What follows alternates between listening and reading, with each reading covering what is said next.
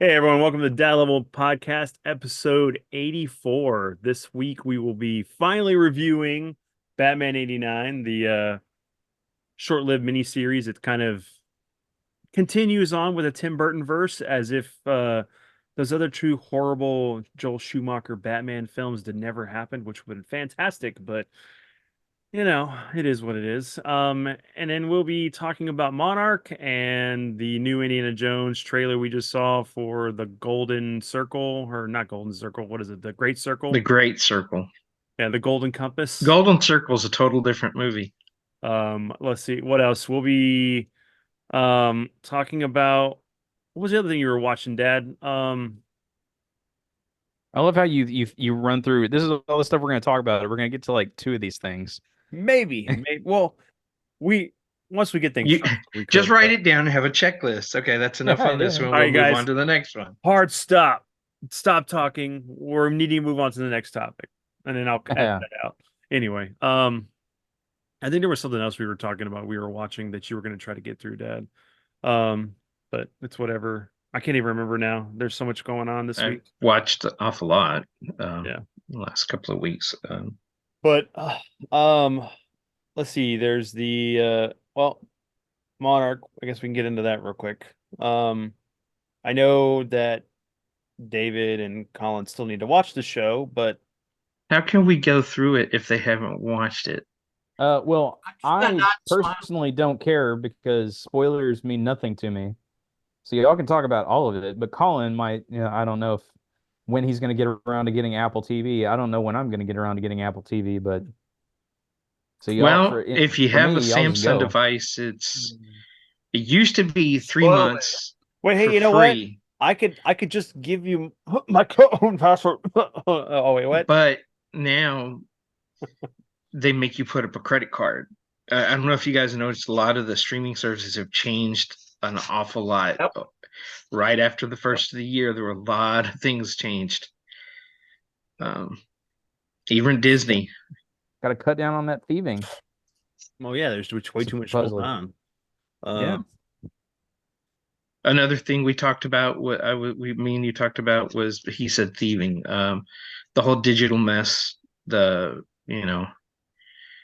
this push to turn everything into digital copies, so there's no Yeah. such thing as ownership anymore. Right. Um, I mean, there's also and then we talked about Keanu Reeves not wanting to come back for a fifth the John Wick, Down. even though they're pressuring him really, really badly. Don't let it Uh, go. Let it go. and then Jensen Ackles in the front running to play Batman in the new thing. I mean, um, Gunn came on the last couple of days and just was shooting down all these rumors about all these people who were up for it. The newest one was Gosling. Come on, man. No, I love him. He's a great actor, but no. And as Just have him as Wade. Batman in a pink Batman outfit and just going Barbie, Barbie, Barbie. Not just Batman. Well, hey, you could just make him Duke from G.I. Joe, Ken Duke, that whole joke. Yeah, Chunky. I liked him in, like, what was it, Gangland? Uh, which was the one with him and Josh Brolin. Yeah, Josh Brolin Gangster. and Sean Penn and Yeah, man, that was such a great movie, and he had such range. I mean, he in the Gray Man where he was the yes. assassin? Yeah, Mhm. Mhm. and then everybody thinks of him now as a comedic person just because he did a few comedy roles. I mean, I like the one he did with Russell Crowe, The Good Guys. That is a That's fantastic a movie. fantastic film. Yeah. But I That, mean, yeah, he's definitely shown a lot of range because I mean he started off as the Notebook and just being the heartthrob character, and then yeah, the yeah he went drama. on to kind of the little bit more action film sort of with like Drive and all that. Then yeah he Yeah. went to this sort of uh kind of comedy but also still serious like The Nice Guys Hmm. that Yeah, you were he's just got talking another about. So serious movie coming out. I think he needed to do something after he did Barbie, where he plays another tough guy. But it was him that they said was in the running. They said the guy from who played Hawk from the Teen Titans series, who's also Reacher. Oh Yeah, yeah. we got Reacher. Yeah. Oh, No, he cannot play Batman. He is so big, he hardly moves fluidly because So he's so you're so saying muscular. so you're saying Bane then is what Well, you I said mean, you you Yeah, know I can what? see He Batman. could play a Batman version with Dark Knight Returns version Or All Star, the All Star or All movie. Star, when they overdid all the the muscle on the everybody. psychotic Yeah, Batman. the psychotic Batman. Yeah. Well, or if you're gonna do one of these nonsense, just shoot me in the head now, multiverse, crossover things, you could do the Dark Knight's Metal and make him the one that uses guns, right? I forget which absolutely idiotic version of Batman that was, but there was the one that was just an arsenal of guns, right? So you could make him just this huge roided out gun wielding Batman. Let's go for it. fair. So Monarch, Yeah. Kurt spoil away. Russell Spoil away. He said, and spoil away. and his son. Awesome. Swing away. Wyatt, You right? said, wait, Frank Castle? So the Punisher's in this? Is that what I heard? Right. No. No, there was a combination of words that just kind of made it seem like Frank Castle, but no. Okay. No, Kurt Russell and his son, playing the same character. Character. Yeah, different great. time periods. Both great. Yeah, it did a fantastic job of tying up loose ends or introducing characters that we only got a glimpse of in other stories, finding out their backgrounds. But they didn't just give it away to you. They hinted at it, and then towards the end, then it all kind of unraveled. That's all, like at the end, all of a sudden the whole puzzle comes together. But this is definitely one of those things where this series was something that Disney needs to kind of look at and like really kind of analyze and figure out how to tell a story and how to build up suspense and do a 10 episode series that's an hour long each episode. There was a lot of we got to see some kaiju battles a little bit. We got to see Godzilla several times in the thing. You got to see how the world reacted to what happened after 2014 and how people across the world did not believe that it actually happened. How governments covered it up and tried to make it out to be something else, mass hysteria and all this other. And then the people who survived it, they knew, but even some of them were trying to no, it couldn't have happened. It couldn't have happened. Yeah. You were here when it happened. You saw it, but they self-delude themselves. The PTSD, trying to overcome the trauma of being in the events of what happened. The way the storytelling was really good with it jumping between different timelines and seeing how things worked out. And you never got lost, ever. Yeah. But it really gives the birth of how Monarch started, and then some side things that you really never kind of got with the other movies. Because we always got Monarch was this government company that was secretive and they weren't convoluted and didn't have things going on, but you get to see that journey of a company starting and dealing with the difficulties of funding and dealing with the government, and then getting to the point where they don't really do anything. They just kind of analyze stuff and they stop doing stuff.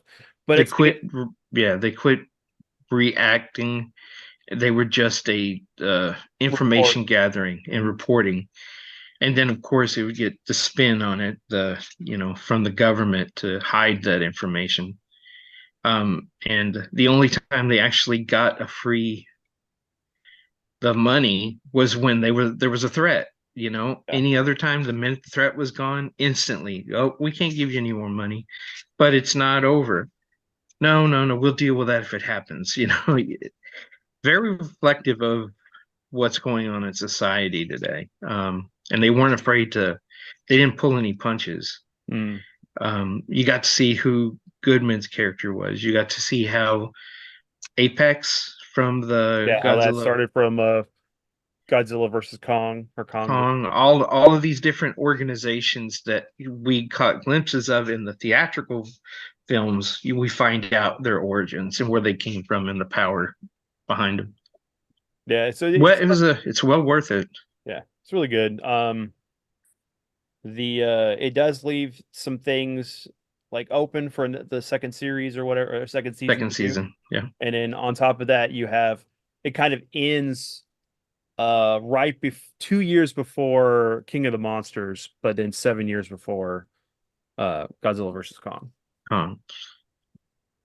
So, and then but really great characters. I mean, I binged it in like 2 days. I mean, it's well worth it. Compared to some of the things we've been getting on TV lately. What did I say that Kurt Russell was Captain America? Yeah, there's a Yeah. without ruining it, there's a point where Steve Rogers, what was his character's name in Falcon and the Winter Soldier. Was U.S. agent's real name or name in the I don't remember now. Well, Bucky. No, No, no, no, no, no. no. Kurt Russell's son's character. Why Yeah. Russell? He becomes U.S. agent. Yeah. U.S. agent. Yeah, but I'm trying to remember what his name was. John Walker. John Walker, Walker, yeah. yeah. So basically, John Walker gets to become Captain America in Monarch. Oh, okay. Yeah. Well, good for him. He deserved it. Yeah. But no, it was really good. I'm really looking forward to that second season. But it's one of those things. Is having Apple TV worth keeping it for that long? For With what all it the other costs in streaming all the services. shows, I think it's one of the better streaming services because What? they're not reliant on buying other people's work. They're actually producing their own shows. They're Okay. producing their own movies. And so we're getting to see adult stuff where, not something that has to be cookie cuttered for mass consumption. They're telling a story. Well, if you don't like the story, you don't have to watch it. There's other stories. So to me, it's worth it. Right now, the only thing that's keeping me on Disney is some of the Marvel stuff. I'm looking forward to Daredevil and then Percy Jackson. Because the family was actually watching the new episode right now, so I haven't seen it yet. I won't go into it, but you can tell whoever's doing this was a fan of the books and is carrying elements. I mean, just strong elements of the books into this story. They're cutting out the peripheral stuff that really never mattered in the book, and maybe building up some of the relationships. But there was like stuff that was completely cut out of the theatrical version of it. That was Chris Columbus who did, I think, the movies, the two movies. Sounds right. And so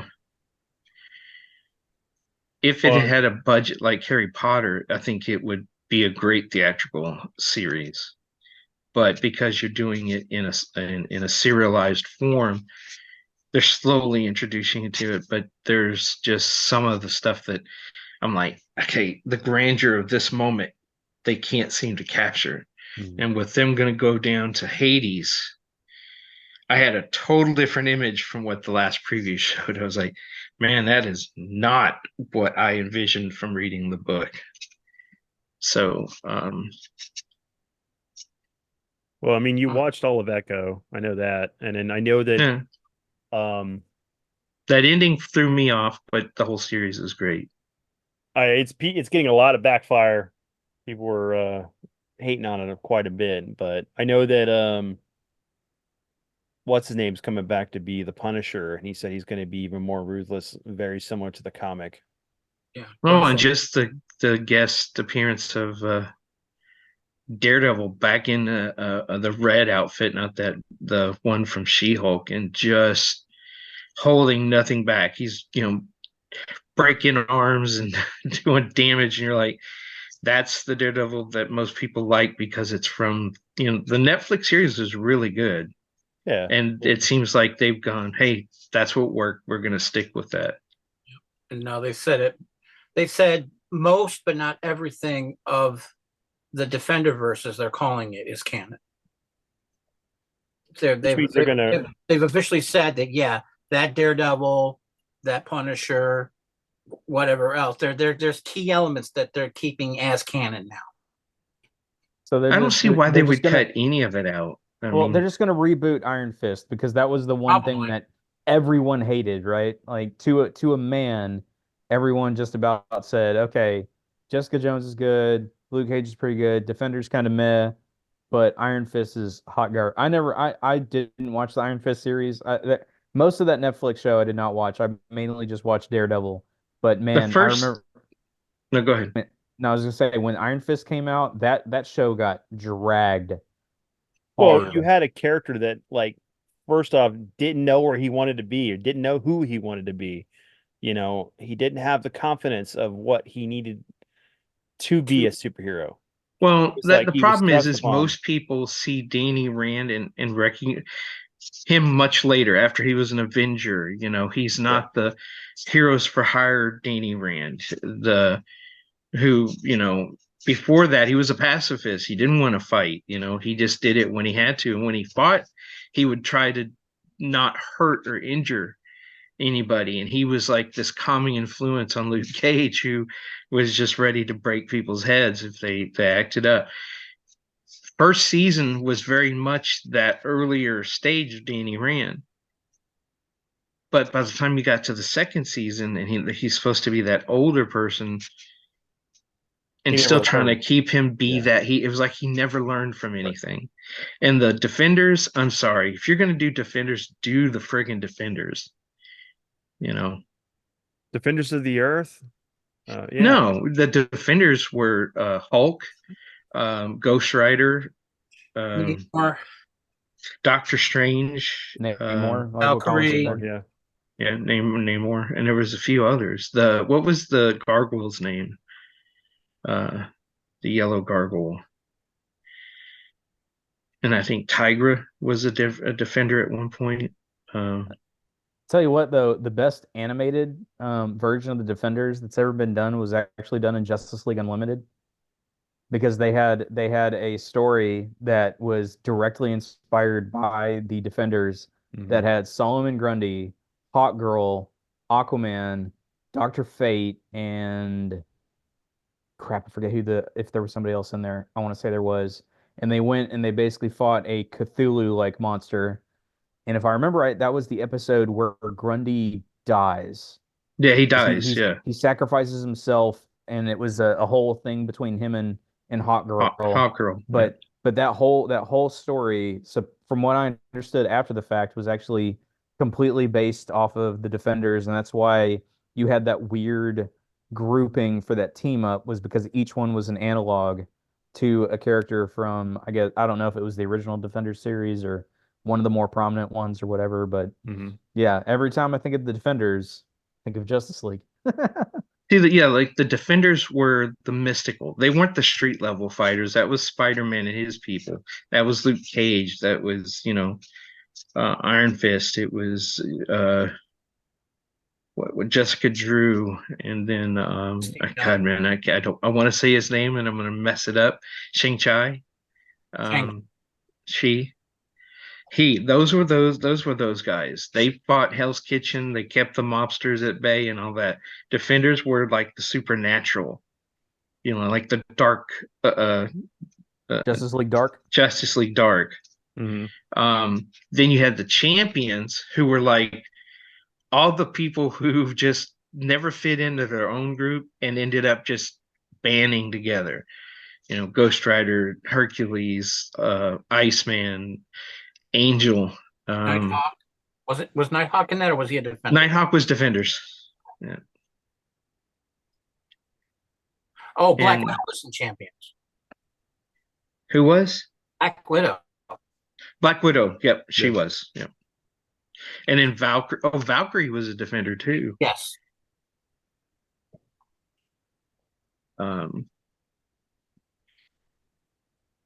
enjoyed the What Ifs. I don't know if you guys have watched them.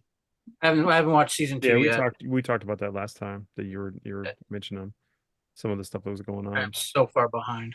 Yeah, I haven't. Um, When it comes to Disney, the only thing I've been consistently watching has been the Percy Jackson stuff. There's everything else that's come out for it, I have not gotten around to. I'm gonna get around to What If.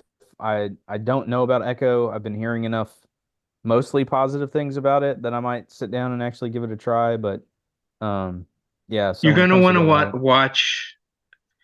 I think it's episode 5 of What If, because that leads into Echo, and there's a character that's introduced in that's in Echo, and you're not gonna know who this character is unless you've watched that cartoon. have I talked enough about how much I absolutely and totally abhor and hate all this interconnected bullshit? How I just can't watch a show without needing to watch three other shows in order to understand the context of anything. Um, but anyways, getting out of that. This is the traditionalist talking, who gets mad at that when they put something in a movie that's not in a book, like a love so relationship. what it is because David wants it to be done correctly with DC. Because it's I not just done with DC and no, with Green no. Lantern No. Because and his like I boy said, Hal. like I was joking about earlier, if DC went and started doing multiverse nonsense on there, I hate James Gunn for like what we were talking about on the last episode, where you were saying, and I didn't go and look this up to see if anyone said anything, but where you're saying how they're going to be ending the DC animated universe and then rebooting it with the Creature Command with the That's the Crisis first, movie yeah. and then going into Creature Commandos. I cannot express how much I absolutely hate the idea that any and all DC animated stuff is going to be solely tied to the movie universe. Because you want to know what No, some of the best That's DC what animated stuff that okay, when he I came no in, not I know, but I hate it because some of the best DC animated stuff has been them doing stories directly out of the comics, Right. not tied to any of the live action stuff, not tied. I get and that's what frustrates me is because they're gonna start down this road, and if the live action stuff craters, then Hmm. all the then we're animated going to stuff is start gonna over again. crater, Yeah. and then it's gonna have and we're gonna reboot all this crap again. And it's like, guys, just if you want to do animated stuff that's tied to the live action, do it. But do not make the entirety of that studio completely and utterly focused on only stuff tied to the live action movies, because I want to be able to see other stories told and not have to worry about making sure that I'm up to date on all the current lore from the movies, because I guarantee you I'm gonna give up on some of them at some point because like just anyways I Okay, don't. so can I say this real quick? yeah, go ahead. Back when he started this, he said that there will be two. There will be the main universe stuff, and then there will be the Elseworld stuff. The Elseworld, yeah. There will He be did say stay in the the animated comic book games. There will be Elseworld that will be on its own, like this new Batman cartoon that's coming out. Elseworld. There are going to be separate entities. That's right. Yeah. That's right. Yeah. So okay. And So so I'll what he's have doing is they're ending with Crisis everything that went before. Starting off with Creature Commandos, which is really Amanda Waller's story because it's something she throws together.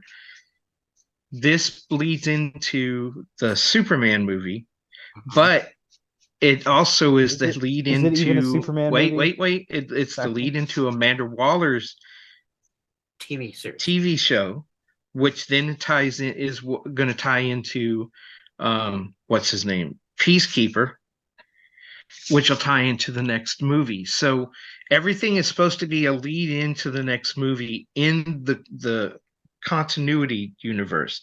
Then for people like you, they're going to throw out what if stuff. They're going to do animated what if stuff. But what's going to be great is you're going to have like the Creature Commandos when they appear in the live action. They're going to be the same actors who did the voice are going to be them in the live action, and vice versa. If they introduce somebody in the live action later, they will play that person. The idea of Jason Fillion playing Nathan Nathan Fillion. Fillion. what is Nathan Fillion Oh, playing the old school Hal Jordan, an older He's downbeat cop, Guy that allows him Gardner. to bring He's in going to be Guy somebody. Gardner, though. He's gonna be Guy Gardner. Um, Yep. what I just read today was somebody said they had Hal Jordan written in it. unless they've changed it from the backlash, because when they announced 'Cause- him, they said Guy Gardner, Yeah, they made it very clear. which Because there was which I do not I'll go back and understand. reread it, but James Gunn just did an announcement yesterday where he outlined the structure, what's going to happen, and it was also in what is that online thing that you're always talking about, Colin? You're always referencing on the pot in the group comic something. For the comic movie website there. Yeah, it's in there. It shows his tweet or From whatever it was. Yeah, I'm really Up and curious to down hear right this now. because literally a week ago, one of the top headlines, 6 Green Lanterns James Gunn must introduce in his DCU except Nathan Fillion's Guy Gardner. Yeah. If you So, bring yeah. up my Facebook, it's in there. I shared it. I did a post on it. I'm bringing up comic movie right now. So Anyways, Oh boy. hello tangent. Yeah, this is This is why I don't play role playing anymore. Everybody runs off to look up and verify. look at the rules. Yeah, it's like, Look all at right, the rules. you did this, you rolled a That's 69. 'cause Well, that should get me 100% across. No, in this rule here in this book that came out like 20 years ago, it says that doesn't work. What? Anyway, which We'll post a link to it. Yeah. the kind of thing that I really would like to see, because after rereading through that book, The Batman 89, the only way that we can actually get that ever on live screen or on the big screen is going to be animated. And Yeah. if they wait too long, you're not going to be able to get Billy D and He's Dom. Pfeiffer. he's already too old to play. No, It has to be an animated. If they do the Right, voices, you can exactly. get That's them what he's back. saying. But Yeah. live action, he can't. He's too. Yeah, he's way don't too know. old. no, but you can. Did I And that's what I'm saying. They need to, if they're going to do it, they need to do it now, soon, so that way you can get Michael Keaton, you can get Billy D to come in, and you can get Marlon Wayans to come in and do The Robin. because that's the only thing that, like, I guess we can go ahead and go into the review of this book. Every other character was almost drawn to look similar to their on-screen counterpart, Yes. except for Robin did not look like Marlon Wayans, which we knew he was going to be. He was originally cast to be him. Yeah, there were several people who were in running for that role. One was someone of Asian descent. I don't remember Yeah, I who the remember that actor too. was. But y'all guys want to go? Who wants to go first as far as like giving your thoughts on the book? Well, being a huge Michael Keaton Batman fan, I was just glued to every page. I mean, regardless if the story felt right or it looked right, it carried the feel, it carried the gravitas of it for me. It was I mean, the choice of characters were interesting, Mhm. but from cover to cover, I thoroughly enjoyed it. I mean, I just I couldn't I had it on the computer and didn't have a physical copy, but click, click, click, read, click, just kept going. Could not stop. Didn't wait until I was done to go to the bathroom. All of it just kept going. It was a great read. That's my upfront about it. They didn't read it. They're trying to bluff their way through this. No, David's so angry I'm about just it, the joking. fact that we waited No. like Yeah, 4 months forever, to be able to forever to get to this. So I think that it being explained as a continuation of Burton's Batman, through reading through it kind of threw me off, because in all honesty, it doesn't feel like a Burton story, like, at all. The themes that it's grappling with, the stuff that's going on in it, it didn't feel Burton.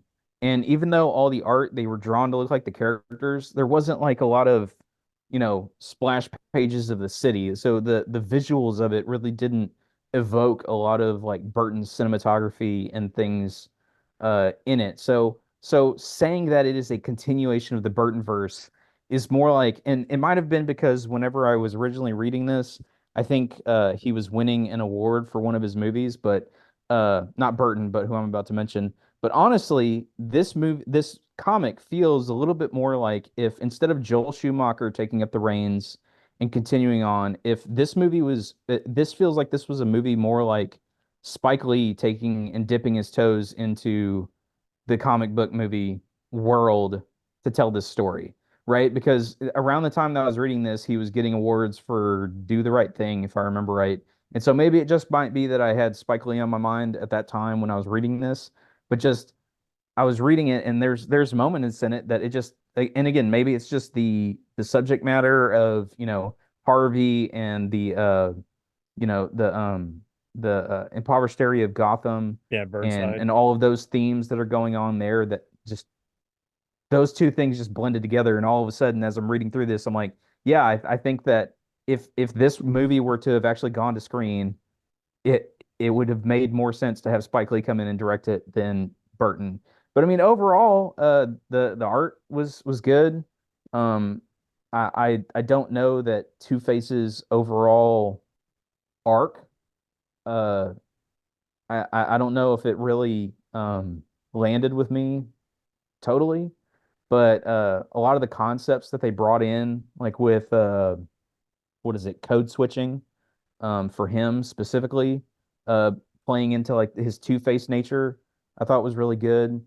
But yeah, it just describing it as this is a continuation of Burton But leaves the wrong impression in my mind when well, I the go to read problem with this.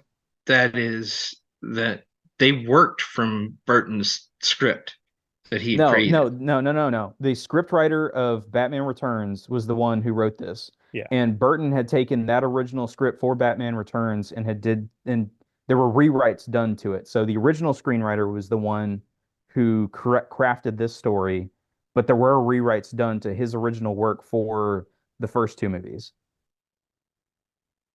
So I know that I felt that the portrayal of Two-Face, Harvey Dent, was very much like Electro from the Amazing Spider-Man 2 movie. With the whole like two different personalities and um it was really weird with the whole like parallel universe thing that they were doing that they didn't really kind of really play off with other than that one instance and then at the end when Bruce was having a dream that like his parents never died and it was like a seed planted in his head from Catwoman telling him that you never been in a situation like anybody else. So how would you know, even though your parents died, you always had that silver spoon? Um, but I felt that like for the time frame that this movie was or the book was taking place, I mean it was like I mean we're looking almost like Dark Knight Returns time window between Yeah. Batman Returns and this book. Um I enjoyed it. I enjoyed the characters. I enjoyed what was going on, but it felt like some of the story beats were kind of shoot in at the end. It wasn't like it was like, oh yeah, we have this dossier that has all these people that are a part of Gotham that have been like taking money from the people and then just feeding the criminals and everything with it. And it's like, where did this come from? It like was just such like a left field like play. And it may be because the fact that the issue I think it was a 6 issue arc, I guess. I never really looked at how many issues it was. I just read through the book. But um I think it probably needed like maybe 12 issues to actually flesh out this story to give the characters more to what was going on. Because even with dealing with Harvey Dent, like you have this big moment where there's the assault on the precinct and everything, and him getting Commissioner Gordon and all that stuff. And it was like that was the high moment of the story. After that, it was like they tried to arrest him, and then he ends up finding out that who Batman is, and then confronts him at that. And it was just like it was so anticlimactic at the end with like him almost falling, and then the whole switching the coin, and then like I felt like um even with like what they did with Selena Kyle at the end just felt off. It was like, okay, we need to have this moment where she's just not going to be on board with him for some weird reason, so we can just kill Harvey Dent like that. Um, I would have liked him to actually be arrested so he could be part of the Rogues Gallery for Batman. But at this point, it's like every one of his villains have died. So just to go back, since I'm always getting checked here, the third movie, Batman 1905 script treatment, was originally written by Julie Hickson and Tim Burton. And then it had, along with a third person who came in and did rewrites to beef up the, I guess, the ethnicity of it, because they were trying to go with a black Robin. And then with and I'm looking at Unmade Batman 1985 script treatment, co-written by Tim Burton and Julie Hickinson. Right. So but this comic So, was written by Sam but- Hamm. No, And- you're right. But they Yeah. said in the preface of the book, they talk about going back in and trying to capture in the essence of what Burton and this other writer had done, so that they could capture what it was. But again, because it doesn't have Tim Burton's visuals, Right. his cinematography style, it tries to mimic it, but it's not there.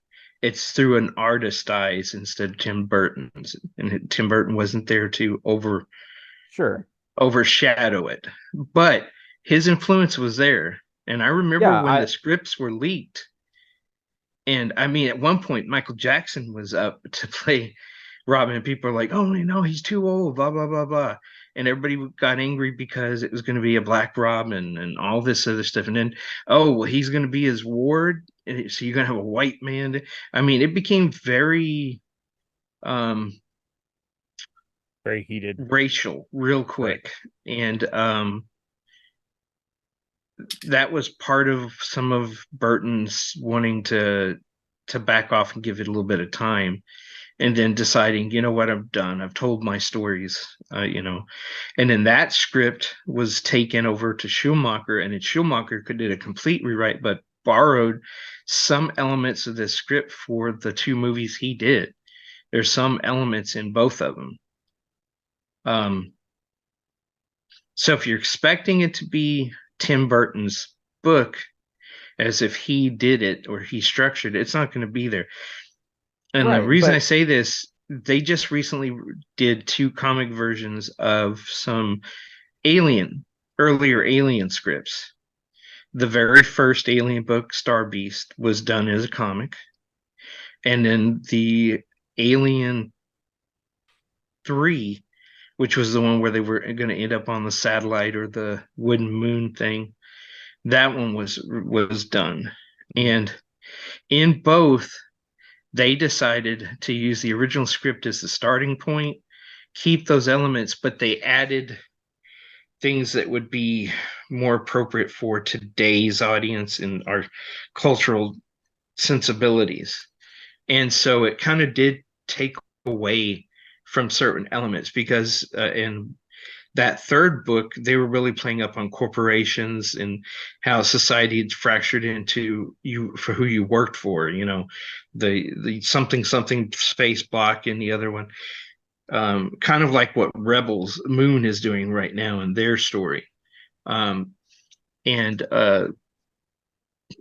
what's their name? Walter Hill and the other ones, the guys who took over that tried to drive Jim O'Bannon out of Alien, and Walter Schusitz, they had a total different direction for where they went. We have them to thank for.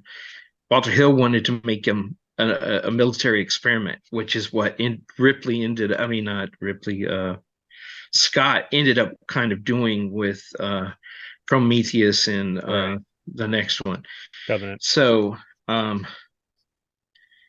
even when you try to go back and do something, a homage to something, it's still going to have Sure. something missing because it's Sure. not, we're not looking through that lens anymore. Right. Yeah. No, I understand that it's a different medium, right? He wasn't attached and involved with it. It was just the fact that the selling point of it was, hey, this is a continuation of the Burton verse, right? Yes. And again, outside of like character models or character designs, everything else didn't have really, at least to me, didn't really have any kind of spirit of Burton in it.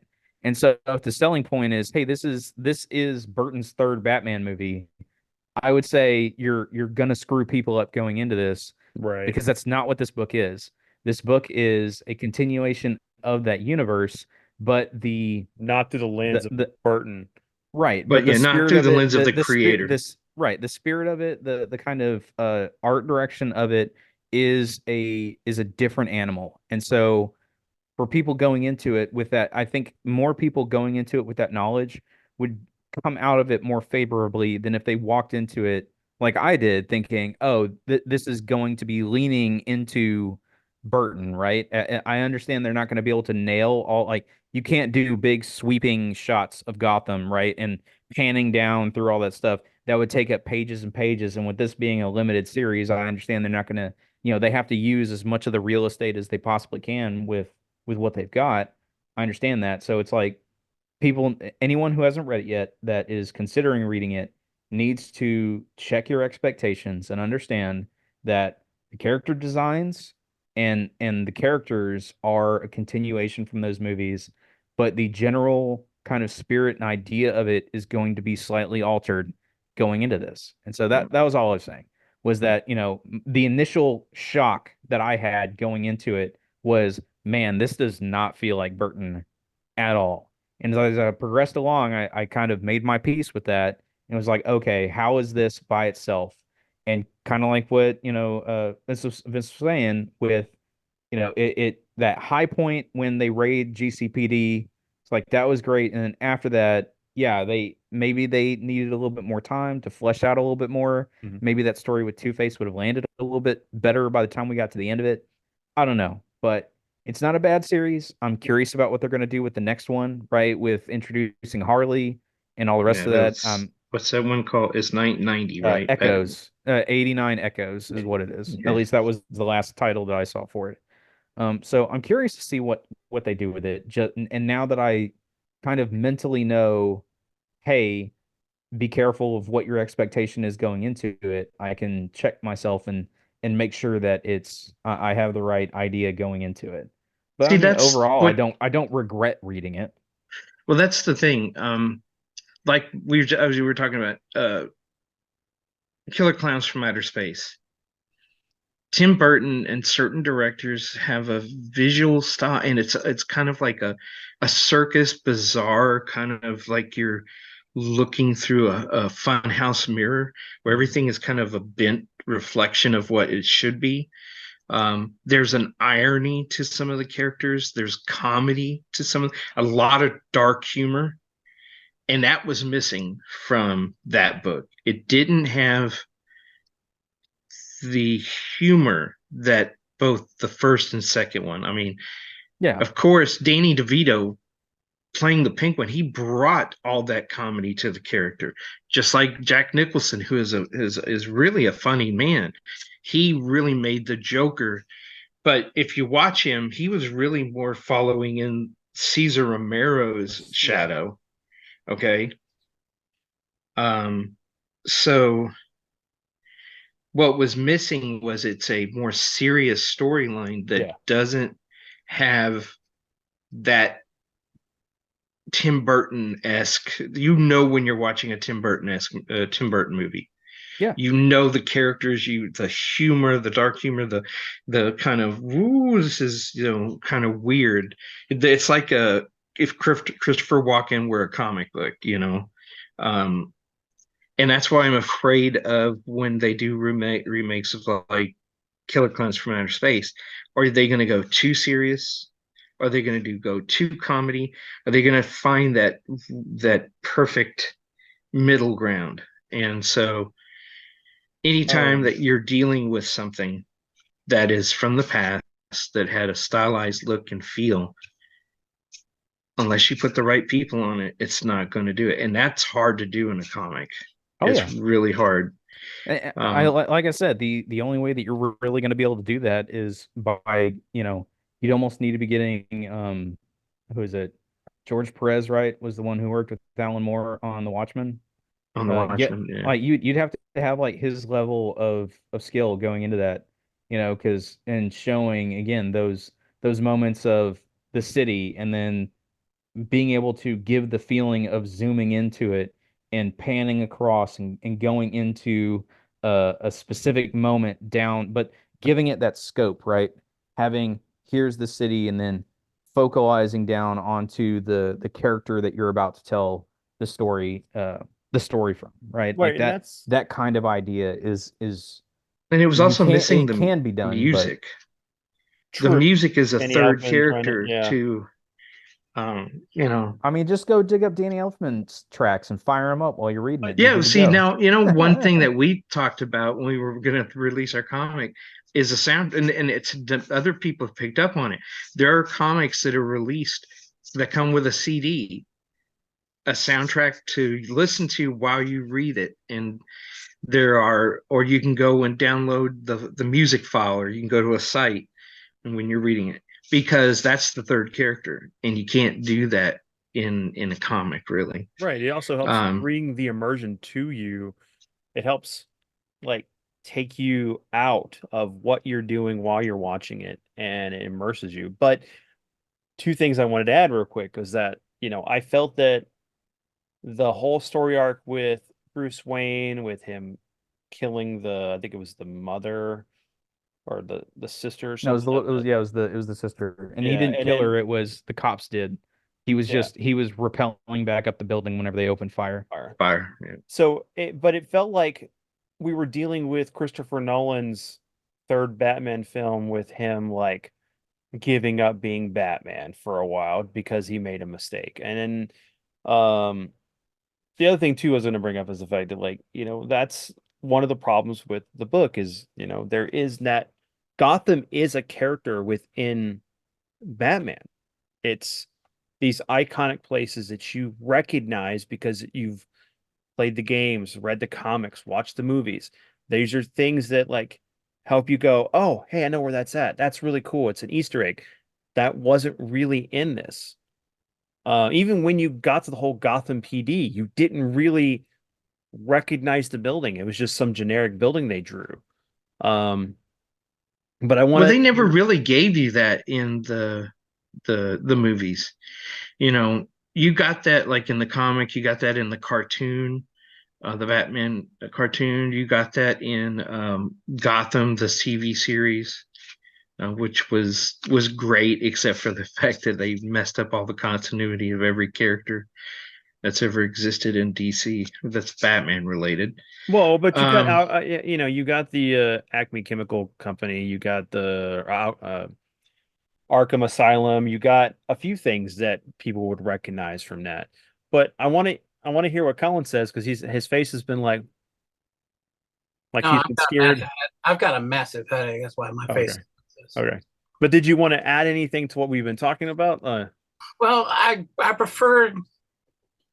I do agree with the statements about Two-Face and stuff like that. And I have to say it, I would rather read more about this Two-Face that was in the book than watch the Penguin from Danny DeVito's Penguin, because that was for me.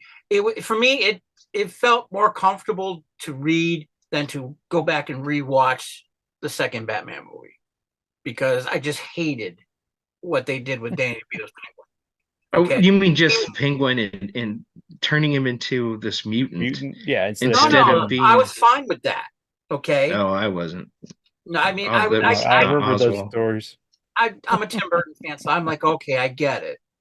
But I was fine with it. I wasn't like, oh, hey, let's make him all Flipper Man, But it was the fact that Flipper Man thought he could go around and grabbing lady junk throughout the entire movie, and everybody was going to be fine with it. He was really perverted, and they did one thing that they forgot that is the core of the character. Yeah. Catwoman always stole cat-related material. Penguin's crimes were always what? Bird In the related. comic, bird-related. Right. But he wasn't a thief though in that movie. You know, he didn't go Well, around his and his He the, stole the, the the Batmobile. circus of the Oh, he circus did. of Yes, he crime did. committed crimes for him. But they made him more base as far as I was concerned. The Penguin in the comic books, he can be ruthless. He's pretty sharp when he needs to be. He can travel among different circles. This one, you didn't get that feeling at all. In the movie version, I didn't get that feeling that, okay, this is the Penguin. He can, he's got all his trick things, and he can afford to hire the thugs and stuff like that. But He he can go also in. hobnob with the The upper wealthy, crust. Exactly. yeah. If he wanted to chill out and go mingle with high society, he had enough of whatever it was to be able to do that. He could, and then go right back down to crime alley and be, ruthless piece of garbage, in a heartbeat. that's why My the Batman There wasn't the character, the villains from the Batman the movie cartoon show, well, the cartoon show, they fit. Yeah. They were there. I mean, Yeah. I love that Penguin. Yes. I love the portrayal of the Joker. He's really the mad guy. Who was the creeper? He was the crazy character whose skin was yellow, and he reminded me like somebody had tried to cross that character's behavior with The Joker. The Joker. Yeah. But the Penguin was just perfect for there. I just can't forgive that show for making Bane red and putting him in a gimp suit. Yeah. They missed on a few characters, but they were trying to do something different with Bane because he'd been destroyed in the Batman movies. Okay, Oh my like God, a wrestler. Rosanna. Yeah, come on. We still haven't had a definitive Bane in a cartoon movie. I would love to see Nightfall as done as a cartoon. Well, that's Yeah, an opportunity they should be doing with the Elseworld stuff. We need to get Nightfall. Well, You have three films. Do we need another Batman movie? There's always Cartoon wise, We I don't always mean need a live another action. Batman No. I do mean the cartoons as well. Like I Wonder would Woman like has to see gotten- that. Wonder Woman has gotten 2 origin movies. Lantern has 2 movies. The rest of it is Justice League, Superman, and about 1 million Batman. Oh, and 3 Teen Titans movies. So I mean, I would love to see Nightfall because the closest we've gotten to a decent Bane story was he showed up twice in Bruce Timm's Batman, the old animated series. He Mhm. showed up the one time and absolutely destroyed Croc, but then he got taken out, and then he showed up as a dream sequence in the New Adventures of Batman and got dropped by Robin, I want to say. Robin. Yeah, I think it was Robin. Yeah. So But then let's just are you guys looking forward to the Penguin in the new Penguin series from the Robert Pattinson Batman? Yes. that got canceled. Did it get canceled? It got canceled. I swear I saw that. I don't know. I've heard different stuff, so I really liked him as the Penguin. He Colin was great. Farrell really did an interesting take. For me, Yeah. So what are they going to do with all the stuff that they shot? Because they did do a lot of shooting before the strike. right? Yeah, I don't know. And they did some extra shooting during the first Batman, during the Batman movie. Mhm. Used Oh. for that. Oh, I'm completely missed this. Almost at Thanksgiving, it said that it's actually going to restart production after Thanksgiving. So they had canceled it, and then they Right. came back and brought it back. Okay, that's great because Colin Farrell is awesome. Yeah, in this movie. and I was like, I mean, okay, now what they need to do is have him, because we've seen him the gangster in that, and his. I like the His ice, affiliations the with club, the club with the upper Yeah. crust. Have him move himself out from being that hoodlum, and see him elevate himself to become that real threat, yes. Right. which he really wasn't in the Robert Pattinson. I mean, he was a great villain, but he wasn't the threat the Penguin is. Yeah. But But he you was could also see the him be secondary that villain. person. You could, and Yeah. so I'm looking forward to that, just to see where they go with it. I'm But I agree with you. I'm really hoping that they take this series and say, okay, he was a secondary villain, and he had his beats and he hit a couple of proper marks. Let's take him and then let's really go with that. Yeah, like I always loved how he outsmarted Batman. You'd arrested me, but then all of a sudden Bruce Wayne be standing on the steps at a courthouse watching him get off as he's walking and then going right back in. He was the I'm gonna make some people mad here. He was the Donald Trump of the Batman villains. He just cannot, he is untouchable, you know. And it drove Batman nuts because they couldn't institutionalize him because he wasn't crazy. He didn't get locked up in Arkham like all the other people did. No, he went to Well, Blackgate. and he had money, right? So And he had money. Yeah. He could pay people off and do things the semi-legitimate way with what the Iceberg Lounge and all the rest of that stuff. Yeah, right? that's I So- want to see that. I want to see that lounge, and then it becomes Okay, so, yeah. popular, and you have all these hobnobbing. The wealthy go there instead of it being like the punk rockers and the people who like to jam at raves and stuff like it was in Yeah, the first movie. Now he's elevated himself. He's got that Iceberg Lounge. He's considered a reputable businessman, but he's still the same guy underneath. Right. The one thing that bothers me is that there's a lot of dark rumors coming out of the Robert Pattinson Batman that may not go. The second one may not happen. they were just talking about a date is being announced really soon or something. Yeah, I didn't hope they, so. Didn't they say that they Yesterday. were doing Clayface as one of the villains? No, I That's thought it been was Hush. speculation. I but thought no. the name I saw getting tossed around was Hush, which Yeah. seemed too kind of soon. weird to me because like Yeah, you were Because talking. Enigma was Hush. Yeah, Yeah. I mean, He you're was gonna- more Hush He's than an he was amalgam the of both of them. Riddler. Yeah. But I heard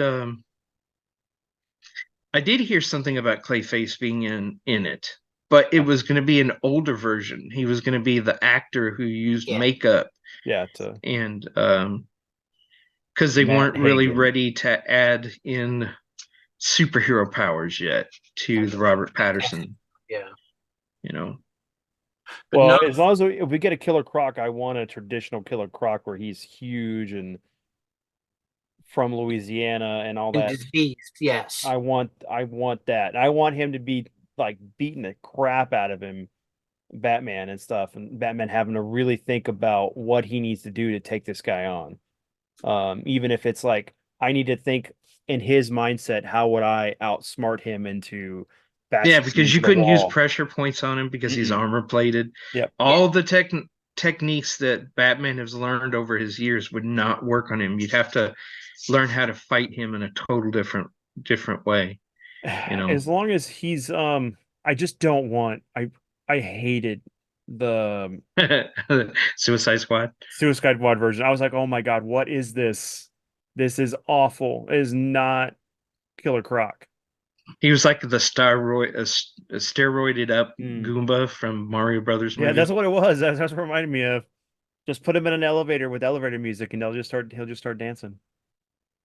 I mean, it's sad when like what what's the shark guy's name from King Shark. King Yeah. Shark. King Shark a- was fantastic. He's a better Killer Croc than the Killer Croc we got in that first Yeah. Suicide Squad movie. I mean, but Stallone did a great job doing his voice too. Mhm.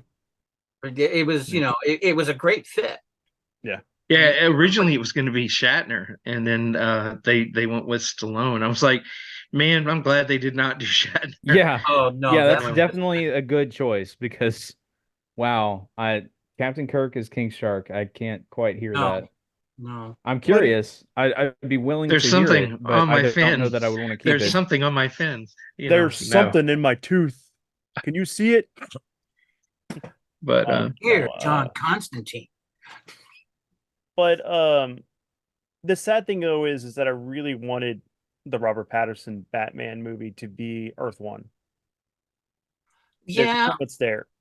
But that's another I want to see films for the Earth One film. I mean for the books. Cartoon, regardless. that ground level Batman, the darkness, and then the intelligence of Superman, not just relying on his brute force, but his intelligence and stuff. And Well, I like the fact that they're going to play up on his humanity. right, Gunn wants to play up on him, the reporter, the Clark Kent character, so that you understand who Clark is before we see Superman. you see him as Superman. Because so many people just see Superman as Superman, and Clark is a disguise. He's actually Clark. Hmm. Superman is a disguise for him, and he has to find a balance in between there. I really like what they're doing with Lois, the actress. She's going to be that plucky, in your face, knows nonsense. Smallville, I'm going to trace that story down no matter what. And my favorite version of her from Smallville. she's going to be the daughter of a general who taught her how to defend herself. She's not going to be afraid to get into the fight. Um, The Max Fleischer. so I'm looking whatever. forward to that. Not so much. I love the actor who's going to play Lex Luthor. I mean, he's leaps and bounds over Jay Eisenberg. But I always pictured Luthor as being somebody a little bit older, and I still think he should have been the actor who played from Walking Dead, who played the army guy. Oh, Yeah, I know The what one you're with the talking crew about. cut. they got Cuttits there. Daniel Cuttits in not in Superman and Lois. They got him to be Luthor. He was going to be Luthor in that, but that's But, getting no, he- canceled. So I didn't see But the whole. he actually got to be, because he's the one that turned Bizarro into the Doomsday. Was that Luthor? Daniel Cuttits is Luthor.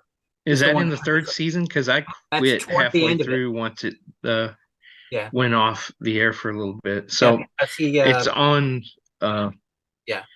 on HBO. So I was thinking about going back and finishing it. As Um, much as David wants a Green Lantern stuff, I want a real Flash. I want either Wally West or Barry Allen, not a Bart Allen playing Barry Yeah, Allen. yeah, he was very much Bart. He was He Bart. wasn't even. You couldn't even consider him as Wally. No. Yeah. I mean, Uh, but I want I want the original TV series style of Barry, the detective hero character, not this whiny emo, nothing to do with the character at all. I think we're gonna get the best version of the Flash that all of us have wanted for a long time in Crisis on the Infinite Earths. I'm looking forward to that first movie. Yeah. Just because how they're focusing on him, and they're going to build his character up and his relationships, because we all know what the happened. sacrifice And then we're he gonna makes. disintegrate his ass in the anti-monitor. And they're going to do the same thing to Supergirl, and she's in the future. So they said that if they died in the original, there's a good chance they won't make it out of the movies. And I was like, well, that'll be good, but if you're going to wipe out the whole universe anyway and do the whole 52 thing, I know that's not what they're doing, but it is. Yeah. We're going to lose everybody anyway, and we're going to get all new versions of everybody. So, well, and then we still got Jason Momoa wanting to play Lobo. Lobo, yeah. It's like I've seen a bunch of interviews with him talking about it. I'm like, oh my gosh, he needs to be Lobo.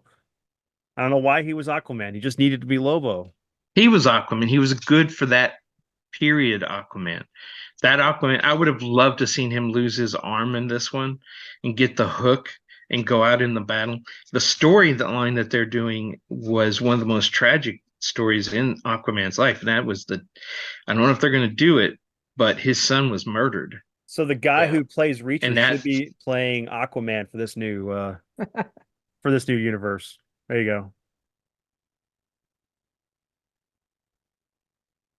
Yeah, that works. You can see that. I can't swim because I can't bring my arms around fast All enough. all he's got to do is kick his legs really fast, right? That's Yeah, all he's yeah. got to do. And how's he going to go? He can't even do He his angle, arms like this. No, He no, can't he even do doesn't his arms need- like, how's he going to He doesn't need to steer do this. with his head? He sticks his arms out, and kind of angle them back, and then he just sort of Shit streams through it. he turns his hands, right, to Be like- adjust himself as he goes. like No, no, Iron along. Man. no. All he does Be is like the press, Rocketeer and then without his two helmet. dolphins come Yeah. in between his arms, and they actually are the ones that move him around. Yeah, see, there you go. He has the Look, dolphins coming up, and they're all guiding him. They're like bumping him. He's followed by two killer whales who are his bodyguards. yeah, yeah, you could do it. It'd be fine. Yeah, it'd be fine. He was perfect as Hawk. I really liked him as the Hawk character. But his size limits him to who you want him to play. Actually, I mean, you know what? I honestly, Wyatt Russell could probably do it if you want. yeah, but Wyatt, I love him. He's a great actor. But when he puts on a mask, he looks like Popeye in anything you put him in because he's got this chin and it pushes up his cheeks, and he's like, and you just stick a corncob pipe in there and make him close one eye, and he'd be Popeye. Yeah, but remember, Um, I mean, Aquaman doesn't wear a mask unless you were going to make him Green Arrow. Very true. Having like trying to talk underwater while he's swimming super fast, so his cheeks are going because of all the water going into the mouth. That's how he talks to animals. You just no, even better because of the size of his jaw, right? He's just like going through the Arctic, but That's how he's at the surface and he's just carving his way through like glaciers and stuff, just sitting there like the prow of a ship, A right? ship. Yeah. Yeah. You have him like stick his chin out and open his mouth, and it scare a massive shark. Oh shit! Hey, unfortunately, that's a genetic from his dad. No, I know. He's Well, still. I was actually talking about the guy from Reacher. Oh, sure. No. Kurt Russell's son will be up on the ship, looking for olive oil. Well, I heard that they're going to do a remake of that too. Yeah. I want them, if they do a Yeah. CGI. If they do a CGI like they did Mario Brothers. Robin Williams, you're never going to get a better actor to play. With our luck, it's going to be Jim Carrey, and so we're going to have a Popeye that's 40 feet No, tall. no. It'll be Chris Jim Pratt. Carrey's done. It'll be Chris Pratt again. Yeah, it's like It'll everything be Chris Chris Pratt. Pratt. Hey, yeah. He's probably about the same height as Robin Williams. Yeah, Robin Williams was Popeye. I'm sorry. I still love that movie. You know what I But- thought was this opportunity? Dudley Moore as Arcade. As who? Arcade? Arcade from Marvel. Yeah, I could see that. You know who else could play To me, that Arcade was- perfectly? Carrot Top. Not Oh, now. God, he no. could be the Not Joker. now. He could be the Joker. Oh God, no. No, if you're gonna have the Joker, couldn't bring Christian Slater out of retirement and let him play the Joker. Oh, well, the difficulty. So Carrot Top is all jacked up right now, but Dudley Moore would be a little bit more difficult because he's apparently He's been dead? dead for Yeah, 21 years. Yeah, Exactly. he's That's dead. why I said missed opportunity. Captain I mean- Obvious. I mean, you might be able to try with the CG these days, but it might Uh. be a little difficult. I mean, they do. Hey, Howard defaking. Elvis. It works. Yeah, that's what I'm saying with the technology these days. Casper. Yeah, I mean, if you wanted to do a Blackest Night thing, then yeah, Yeah, 17 just people up. drag everybody out of their graves. That's right. Have a Red Lantern Betty White get converted to a Black Lantern, or no, she would come back as a Black Lantern, but then be freed up as a Red Lantern. So you just have Betty White running around just spewing, No, red. she would be trying to sleep with all the male superheroes. I'm sorry. Oh, so she'd be a Sapphire then. I got you. Yeah. Or you She, could keep it on brand and never be a golden yellow lantern. You know who would be a good Sinestro? Other than Mark Strong. Bennett. Well, Mark Strong's getting a little bit. Yeah, I thick. know. Which makes me no, sad because he was uh, perfect. Benedict Cumberbatch. Yeah. Look Well, at him. He's thin. He's got that wire. He's the original look for Sinestro. yeah, but you'd have a hard Just don't time. ask him. Just don't ask him to say penguin, because he can't say penguin. Penguin. Penguin. It's a callback. Penguin. Boy, you're emphasizing the wrong letter there, bud. So, okay, we'll transition here because I did talk about it at the beginning. We'll talk about this. but there's been a trailer for the new Indiana Jones game being made by Bethesda and Machine Games and LucasArts. And how does it look so much better than Indiana Jones 5? How does it look like it's going to have a better story? You know, it's going to have everything we want in it, but it's a video game in this day and age. Why can't we I have can tell you a few reasons why because- it's probably better, but because we'd be video running over games the same old thing. Yeah.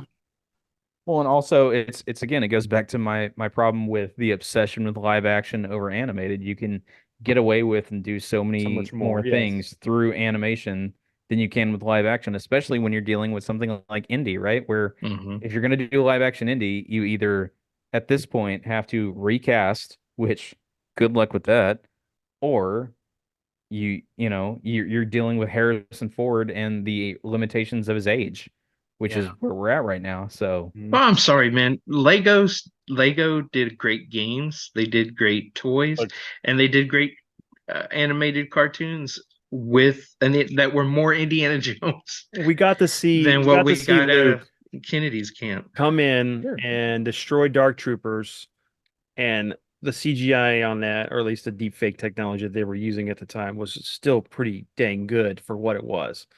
And it was still Yeah, but- better than what we got with the dial of Destiny. detergent that fell The into Dial of Irish Spring or something Yeah. like that. But I mean, but that's the problem with it, right? Is you if you're going to try to do the deep fake, then you're running the potential issue of having, going into the uncanny valley in certain scenes. Scenes, Because yeah. Right. certain scene like darker scenes you can get away with it, right? Because there's more of that that's being hidden. But once you start getting into the light, once it starts getting more, action, or not the action, but actually the quiet moments, right? Where it's focused in and you're honed in on his face as he's studying something, right? Then you're gonna run into that issue. So that's where again, if you want to do it correctly, you're either recasting, good luck with that, or if you're limited to the age, They already or said they won't recast Indy, so yeah. So then we're going to this, right? With the games. And with the games, you have a lot more flexibility. Now you just kind of have to get into the ballpark of a voice. And even then that's, there's more leeway with, oh, okay, the voice, it doesn't exactly sound like Harrison Ford, but as long as it's not, it's close sounding, enough. yeah, it seems like as- everybody and their grandmother can do Harrison Ford anyway. right? I mean, Yeah, as long as you're not coming out with, Gilbert Gottfried and trying to pass that off with as Indy, then it'll be fine. there's And another then- and But you there's can't- another ghost. There's There's another another ghost ghost. stealing a live actor's role. Right there I you ain't go. get the shovel. That's too bad. We won't be able to get his. That's something we didn't talk about since we came back. But he will not be returning for Beverly Hills Cop 4, which we have not talked about the trailer in that film at all on the podcast. That trailer looks fantastic. Yeah. That's Ackwell Foley. Yep. Yeah, It's got everybody's coming back except for Mhm. the his Minus one. friend Bogomel, Ronnie Cox. Ronnie Cox. Yeah, unfortunately, but his daughter could come back. I mean, you could have had him like retired. That at the end they're gonna go and meet him at the beach, and he's in his boat fishing with his daughter, and they're like waving at him, and just in it there, so he's alive somewhere in the story. You could, You know. you could. I mean, that's another thing too, because of that Indiana Jones game, which looks really good. I mean, it looks like, you're gonna first person. It's gonna be fun, in the same vein as RoboCop. And it's like we're getting these games that are continuations that take place during a period of time that was never explored. Like with RoboCop, it did fit in between 2 and 3. It sets up 3, and whether people like 3 or not, which unfortunately was a product of the time because of the fact that it was a PG-13 film. And we've already talked about this. When you have a film series that's already rated R, or you're writing a story, but you limit it to a certain rating for your audience, you limit the creativity that you can exert for the storytelling or the visuals. And that was Like what's the great. third one, and Yeah. because trying to make it more accessible to kids, they really ruined the third Beverly Hills Cop. I Right. mean, that's just thinking about that, right? That was one of the wilder things about back in the day where I remembered everyone and their grandmother had the Terminator hand toy, right? And you Hmm. had toys of RoboCop, and you had all of these hyper violent, over the top, ridiculous movies, and yet they were marketed to kids. And I wonder, I don't know the timeline on that. Y'all probably might know it more better than me. But is it they marketed RoboCop to kids through the toys, and then that led to them dumbing down the movies to be able to sell more to the kids? Well, Or was it But them the dumbing it first and down second one were led to the both kids? written by Frank Miller, and Yeah. I forget who the and other writers. So they had a very strong adult R rating. Matter of fact, the first one had an X rating. They had to cut out down low. so much of Murphy's assassination just to get it down, Yeah. to get it to an R. A By lot the of it third was one, we'd had the games, the toys had already come out. There Yeah. had been a cartoon show, and it was definitely marketed towards children. And so that's what you got. You even got a kid in the third one. right, who's a hacker that hacks Ed 209 and stuff. Yeah. Yeah. I mean, the thing is back then you had studios wanting to get more for the films that they were making because these films became popular. They were trying to broaden their horizons for the cash flow. So, of course, you make a movie that is going to be available for other audiences, so kids Well, can go watch it. look what they did. They made Freddy Krueger children friendly, a serial killer who killed children. You were selling toys about him to children. But I Um, don't know that the movies ever quite got to kid friendly. They the definitely. television show was very Oh, kid friendly. no, I'm saying the movies, right? And The movies never quite got there, but yeah, no, they towards the end they were. I mean, okay, Come on, the Freddy's one, dead. The whole power yeah, glove. yeah, no, yeah, Ifato they got Kato couldn't close. save that movie. Again, they got close, but that never got to a point where my parents would ever be like, yeah, yeah, you might be able to watch this now. Like, Oh, they did Wait, it. no, They no, did no, it. no. Your parents. That is no, your that's parents. no, but that's what I'm saying is There's they never quite got to the point of kid friendly. They definitely got kiddier and sillier as it went along. Don't misunderstand me. Yeah, Because Freddie yeah, was doing Freddy's one-liners. I mean, Oh, like a yeah. stand-up he was comedian. doing one-liners from the very first Yes, he movie, was. right? He Yeah. was. But they were And kind he- of Schwarzenegger one-liner, Hey, look, you know what? Who didn't do one-liners? Michael Myers. Michael and Myers. Jason It's because Voorhees. he And didn't talk. Jason Voorhees. Jason Voorhees. Um, But they even kiddied him. He was supposedly this child killer, and then which one was it where he has a chance to kill a whole cabin full of kids, and this little girl runs out to him and hands him a doll, and he looks at her. He's got the machete, and then he hears an adult scream into the woods, and he turns and walks walks towards it. away. I Yeah. can't do. I can't do this. I'm not that evil. I'm a demon. Not to kill people, but Yeah, yeah. I I'm ain't gonna do I'm a this. demon, but innocent souls just don't they don't tempt Um, me. So I'm gonna So go what does ahead that and say? kill So people. what does they that say even did about it the to evil Puppet factor? Masters with the Yeah. killer dolls, man. There's Hold so on. many movies from the 80s and early 90s that became toys for children. Really quick, just to back up just a second. So does that mean that Darth Vader is more evil than Jason Voorhees because Yeah, because he just he did slaughtered go them young Yeah. and he did it with a grin. Well, but hold on, because new Disney canon, it might be that he just stabbed every single one of those children in the solar plexus and they were fine. There's this debate on YouTube where these two guys are arguing why it's plausible that you can survive a lightsaber. And the one guy's going, dude, you take a lightsaber and you shove it in a metal door. What does it do? And the guy goes, it melts everything around it and you can cut the door. What is the human body made of?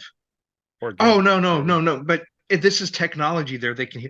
Then why did Luke have to sit in a bacta tank for like days just After to heal being attacked superficial by a wounds? giant Yeti.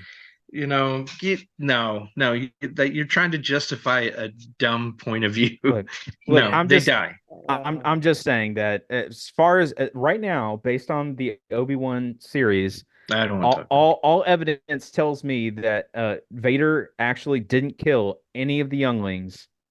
He just he literally just walked in there one by one, walked up to them and was like, I know. Like that's how good like Vader's actually a good guy, right? Because we all know that Jar Jar Binks is actually the true villain of all of Star villain Wars. of all Star Wars. And Yeah, so thank you. and so in order to save the younglings from being corrupted by Jar Jar Binks, he secretly Anakin went up to every single one of them, knew exactly where, in their chest cavity he needed to stab them that Chakra. wouldn't kill them. He And he just stuck them in the common sense zone, which Yeah, is right around where the common heart sense sits. chakra. I'm looking forward to the High Republic books that explain all of this. It's gonna be No, great. no, And no. Qui-Gon I'll Jinn let, actually still alive. That's right. Yes. Yeah. no. The whole reason why Qui-Gon died was he had enough sense to realize he should die at this point. Everybody else is like, it's but a flesh wound. No.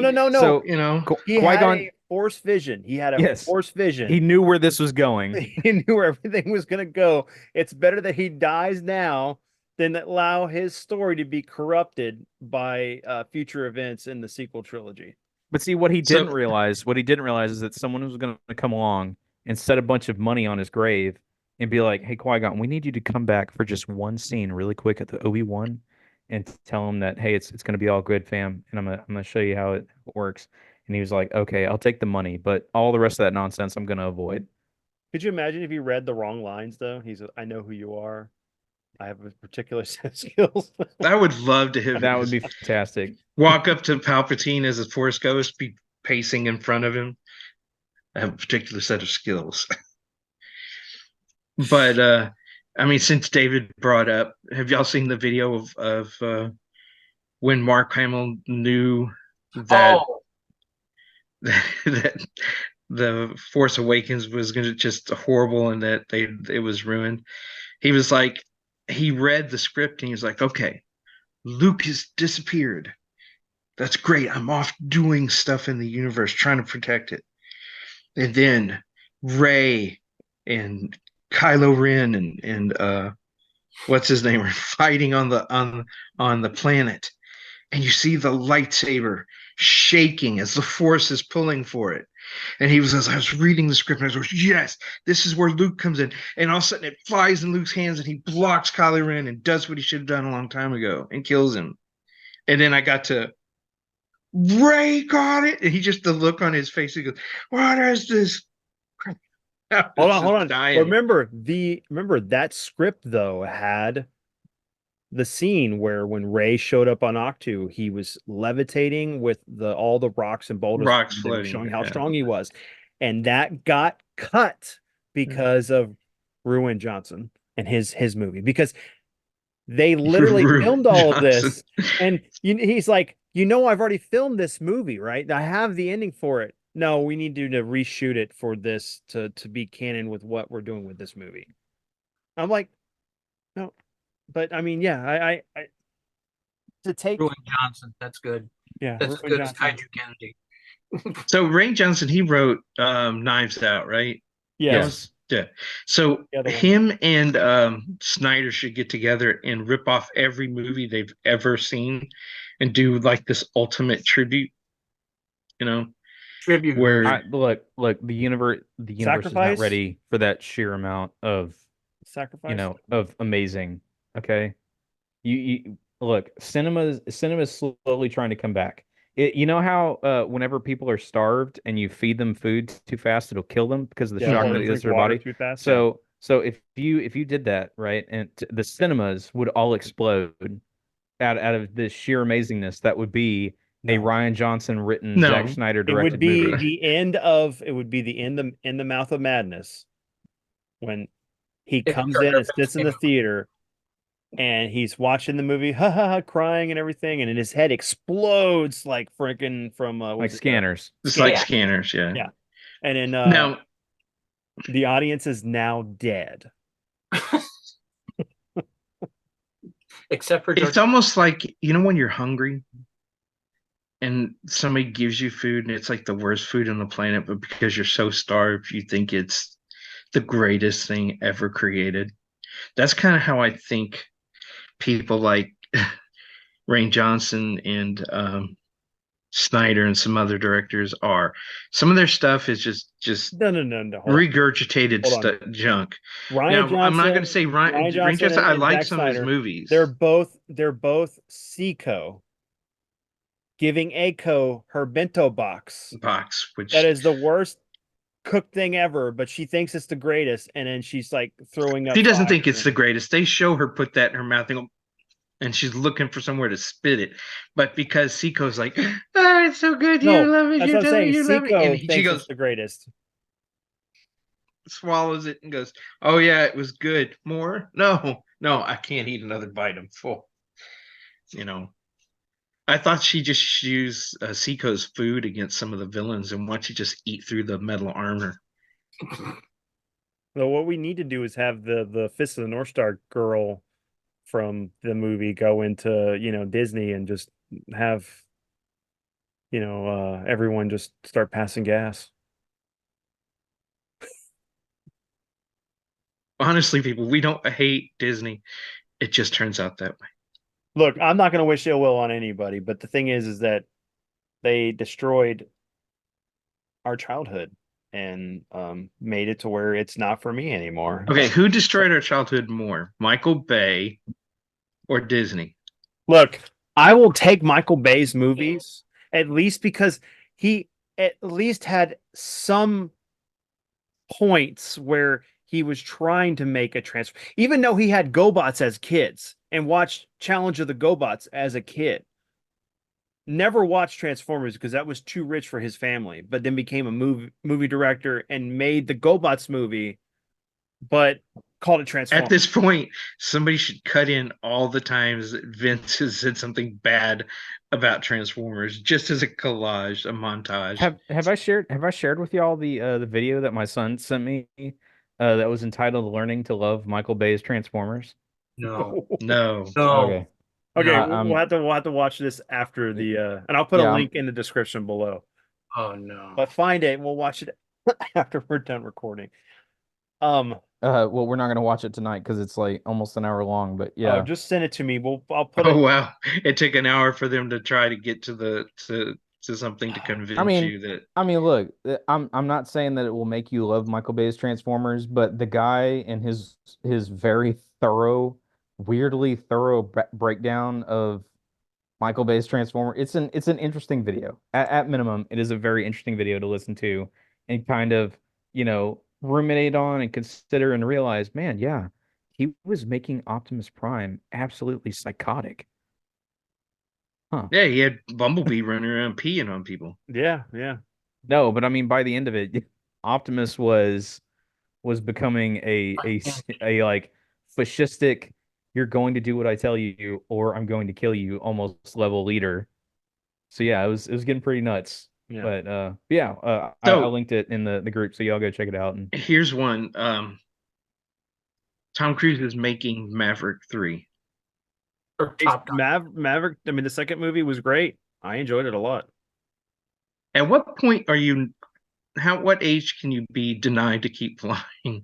Oh, flying a plane. Yeah, $1 million jets, a couple of Hey, look, $1 million jets. Look. I mean, once it stops making $1 billion at the theater, I think that's when you can finally tell Tom Cruise, okay, we need you to just go back to running very aggressively towards the screen as, some spy or whatever. Both Maximilian Genius and Rick Hunter or Max Sterling, they both still pilot stuff in their 60s and 70s. And they're still with Valkyries or Veritex, depending on the Robotech Macross series you're talking about. But of course, the technology is better than anything that we were ever to have, so it would compensate for their age discrepancy. Unless they were because like, I mean, the G's that they're going to be pulling hurt young, healthy pilots. Well, the G's that would not be because remember they just fight in space now with all that stuff, so they wouldn't be on the planet. Oh no, I'm talking about for Maverick. I know. But I mean, unless you're a new type from Gundam, that's the Gundam universe, then you can just second nature it like you're Ultra Instincting it for Goku. And I David always picture Crockett- Tom Cruise his last film will have him disintegrating because he'll be doing 90 and still doing his own stunts. And it'll be like the scene from Terminator 2 when he's frozen, and as each step he takes, parts of him crumble into thing. And all of a sudden and it's just gonna be Tom Cruise's toupee Look, on the Jackie ground. Chan was still doing stunts for a long time and was hurting himself, but then it would recover and continue to do it. Yeah. And he's older than But now Tom Tom Cruise. Cruise has got that. He's got that deal with Warner Brothers now. Yeah, he's got to deal with the devil because he still looks, Well, like he's in his 40s. We can say who he has a deal with, but I mean, I don't want to have any flack on the channel because when we talk about the religion he's part of and how they attack people. I tell you what, man, if that Look, religion I went keeps away you to the young, bathroom for 2 seconds and I come back to y'all talking about what? I'm not saying it. science ecology. Oh, I don't know what that has to do with me going to the bathroom, but sure, okay. Well, unless you saw L. Ron Hubbard, it's not going to make any sense. It's not going to. Oh, no, Watch out yeah, for them asteroids. I didn't see him this time. Maybe next Okay. time. I keep looking for him. Like, I'm in there. I want And to they know say- why he's in your bathroom. He's look. L. Ron Hubbard's another one of those dead people. Yeah. You got to quit looking for dead people. I see dead people. No, you don't. But I saw that movie and I just I thought I could, you know what, it's fine. Why do you gotta shatter my dreams like this? It's Okay. like it's just like Casper, right? They use that device to bring people back from the dead, or we can actually really kind of talk about the whole, hey, when did this movie come out? This guy's dead. Hey, I'm watching a dead guy Yeah, on TV. George okay. Carlin. George Carlin. Yeah. Yeah. Oh, He's I think- dead. That guy right there is dead. Yeah. How do you know? Oh, I saw him. He died. Now, Actually- that's the perfect paradox right there. You get George Carlin talking about people watching dead people, and he's you know Have what? George My- Carlin's ghost as a dead guy watching dead people on television, telling another dead guy, "Oh, that should be in Beetlejuice too. That's Inception. That should You be know- in Beetlejuice too." My favorite though, I think my favorite comedian talking about and that shown on TV was Bill Hicks talking about Yul Brynner being Oh. used in anti-smoking ads. yes. After, If you've never heard that stand-up bit by That is Bill Hicks great. talking about Yul Brynner and smoking, it's fantastic. It is. I'm Yul Brynner and I'm dead now. That was why did you sound like Wilford Burnley? Yeah. Quaker Oats is what gets me Quaker. going in the morning. That's right. But I ate so much of it, now I have diabetes. So Because you Yul need to Brynner, Yul Brynner had that European sound to him. I loved it in Magnificent Seven when he's talking to Steve McQueen's character. Steve McQueen just didn't ask him, "What's that accent?" Just kept going with it. So this reminds me of something else too. I watched Once Upon a Time in Hollywood again with Thomas. He'd never seen it. That's such a great alternate history film. Yeah, it's one of his trilogy of alternate history. Yeah, I still haven't seen it. You did. I saw It's that. the- I saw that on the list. It was on Max, right? It's the it's the second Once Upon a Time movie I haven't seen because I've seen Once Upon a Time in Mexico. Mhm. I've seen Once Upon a Time in America. I have not seen Once Upon a Time in China, Oh, and and I have not seen Once Upon a Time in Okay. Hollywood. You There's need to see several Once Upon a Hollywood. Time in China, and That then okay. there's a subtitle. That's our discussion piece for probably next week is us talking and reviewing that movie. I need both of you to Oh. watch it. We'll find out ways for you to do it. Once Upon a Time in Hollywood. Yes. I Yeah. saw that on one of the queues. I will sit down and watch it. It is How so long is this good. I movie? want to discuss it. It is I have it set up my in the favorite Tarantino film. Brad Pitt and DiCaprio are fantastic in that. It's no better than Inglourious Bastards. I mean, I was not a fan of Inglourious Basterds. oh man, that's the second in his alternative alternate history. I history. forget But what the thing the is first that one. because of being a film fan and buff and wanting to go and become a director at one point in my life, And also because you hate Bruce I- Lee. no, I do not hate Bruce Lee. that whole Oh, David just come out swinging. he is. Holy mackerel. Are you off tomorrow, David, or do you got to work? No, I do have to work. He's So, like, man, yeah. all this I'm like, shenanigans. I'm just gonna start throwing shade until you kick me off. So, But no, we should do that, and then I think that we need to go ahead and pick up and review 3 and 4 for Radiant Black because I got 3, but I haven't read it yet. I know 4's out. Um, oh yeah, I know that the last time we did the reviews of those, the focus on the Radiant Black, but at the end I told y'all about Rogue Sun. Did anybody Rogue Sun, go and yeah. pick up I'm Rogue gonna pick Sun? that up. I'm gonna pick it up next I month. got to fix the water pipe in my house before I buy anything else. So Come on, who needs water in their house? Somebody put it on I the will come and blow up your pipes just so you He's can gonna, answer that question. Giggity. David's like, all right, Giggity. What are you here. gonna do? Eat Taco Bell on your whole way down? Nope, I just come in and throw a damn M80 down your toilet. That'll ought to okay. do it. All right. put that in the chat. I will look for it. I will go to my site that I have the subscription with, and I will grab it and put it up on the So- cloud. David's gonna send Dad a rain stick, and he's gonna give the instructions on how to do a rain dance. Y'all But aren't it's gonna, funny. but I it, mean, but it, y'all but aren't instead, I mean, I was about to say, look, we don't need any extra rain for the coming week because it's like Monday through Friday, just okay. solid rain. So that's the thing is that Could we be had snow. the snow apocalypse for the ice The apocalypse. Ice Mageddon for So Ice Mageddon, yeah. the worst thing about that, I mean, it was really good. I mean, I think like only 2 people died, unfortunately. You know, there were some homeless people that got under a bridge trying to seek shelter, and then they Keep warm, froze. yeah. But There were few deaths from traffic. yeah, but there was. I mean, there was like 500 like accidents. At least on I think Tuesday. I have no clue what on Monday. We got the rain apocalypse coming, and that's going to be dropping anywhere between like 6 to 7 inches of water well, we're going to be in the 20s plus getting that, so it's going to be ice for us. for y'all. We got more snow coming right now.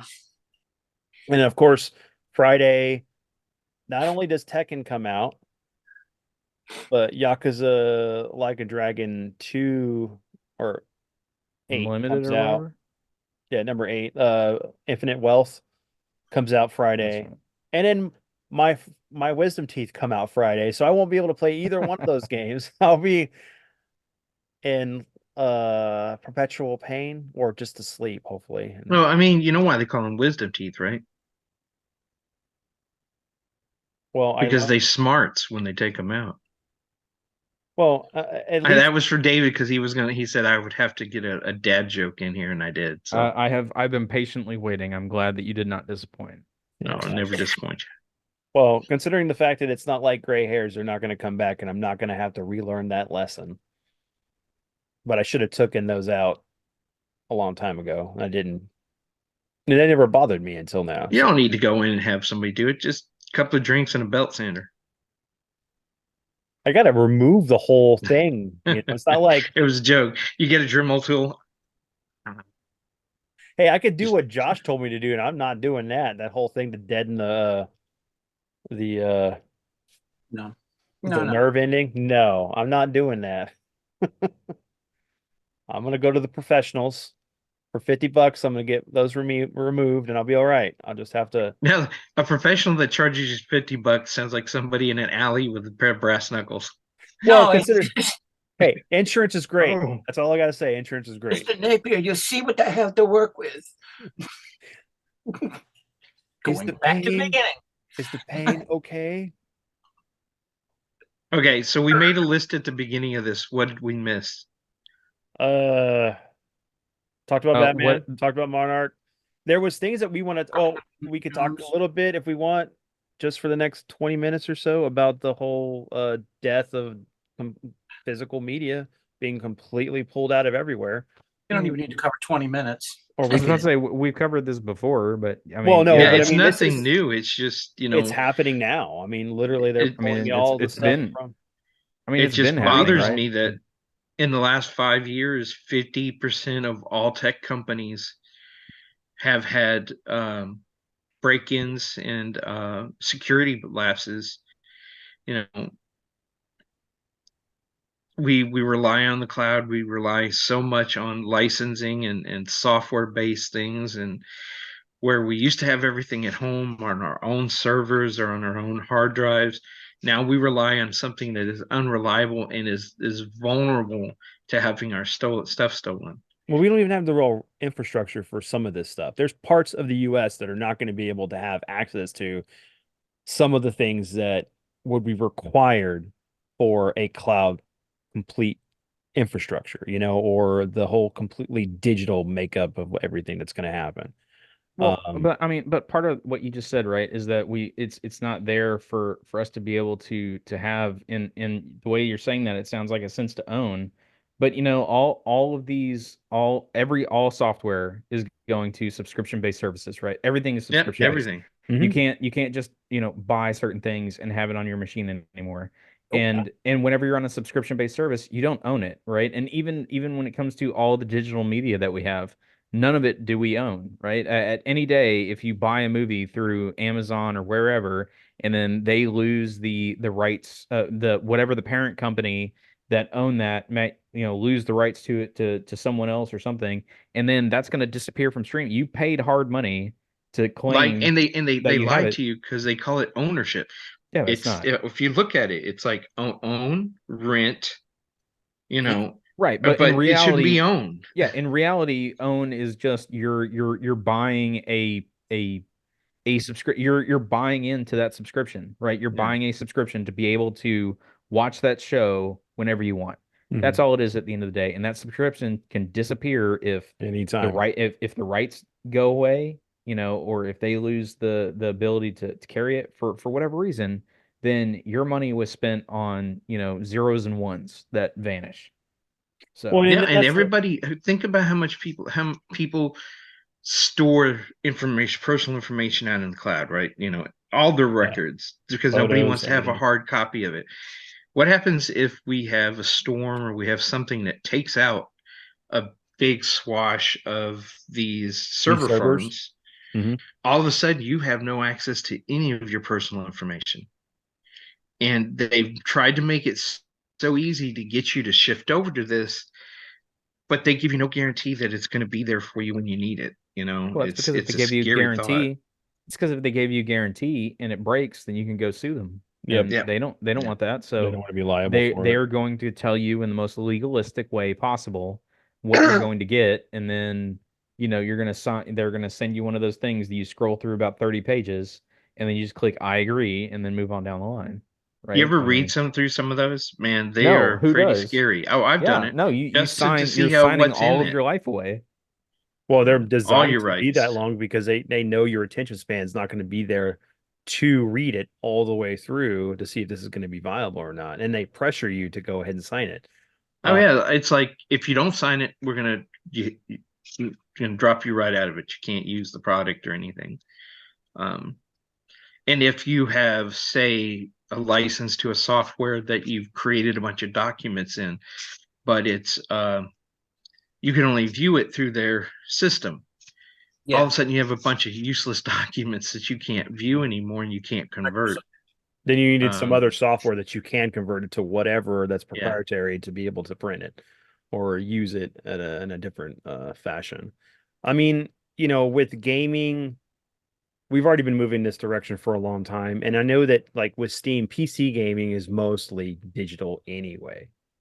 You know, and with these games being as large as they're going to be with the next gen consoles coming, um, you would want it digitally anyway, because most of the disc stuff that you're getting now on the PS5 and the Xbox is just like DRM. It's like, hey, this is your right to have this, and you can install it, because the discs are not adequate for the size of these games. I mean, But you should be able to download the game. If you've got the hard drive space and you purchased it, you should be able to download it and run it from your hard drive. As right, long as you have.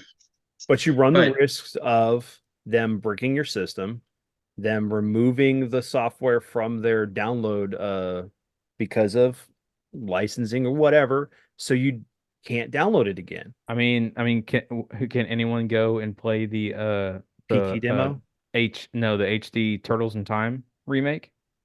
Like, you I remember can't because that? I still have it on my 360. Yeah, I've got my PS3 sitting right over here that I could go fire that up and play it. But can you find it anywhere else? Nope. Until they went and they reissued Scott Pilgrim, that thing was dead. Right? That Mhm. thing had vanished unless you had it installed somewhere to be able to play it. There was no way for you to be able to gain access to it anymore until they went and re-released it. So yeah, it's real easy for them to just snap their fingers and all that stuff just disappear. That's why I like And the when you whole- realize how few own so much of the in the in like I think there's three companies, it's Google, somebody else, and two other people who are pretty much own the cloud. You know, everybody else pays them a license fee to run Yes. Yeah. to a server farm. So, it's like the few are controlling everybody's access to everything. And eventually, what do they right now the internet is free except for the fact that you have to have a provider for it. Mhm. What happens when you have to have a provider just to get on the internet, but then you have to pay a fee to access everything? Because that's where we're headed. This whole IP, you got to pay me something, is getting a little bit crazy. I will say to the digital only cloud overlords, uh, as specifically the ones for Nintendo, thank you for finally releasing Golden Sun and Golden Sun: The Lost Age. Now, please, for the love of God, give me a sequel to Darkest. That that didn't that came out today, right? Yeah, that came out this week, like just a couple days ago. So Okay, yeah. I'll be working on those today. Yeah, I need to go update my my Your software Switch. on there, but hell yeah, man, they finally released those. Which when it comes to stuff like that, right, stuff that's been out of print forever, right, I would love to be able to get digital copies of stuff like that, and get a physical version of it just to be able to, especially for something like the Switch, where that's not just DRM, right? You're not downloading it, you're actually playing it off the Playing cartridge off for their those. So while stuff like that still exists, right? I'd like to still be able to get my hands on stuff like that just to be able to have it. But yeah, I'll take whatever crumbs they're willing to feed me, I guess, because Well, I mean, that's the other thing you could do is you can just you download it and put it on an SD card and or get a flash card or something to be able to have it on your whatever console. So, and looked that's the like I had a thing. scratch on my screen. It's like they're making it where people are going to want to pirate stuff because it's going to be easier for them than getting either one, the physical media, two, getting it downloaded and making sure that it doesn't like your hard drive fails on your 3DS or your PlayStation and you have no way of backing it up. I mean, it's they're not really it's just not consumer friendly anymore. So, but yeah, no, so yeah, next week we can review Once Upon a Time in Hollywood. But yeah, everyone, we hope you enjoyed this episode. If you've read the Batman 89, let us know down below what you think. Same thing with if you've watched anything we've talked about and you want to add to the conversation, we'll love to see it down below in the comment section and chat back with you guys. In the meantime, we will see you next week. Later. Peace out.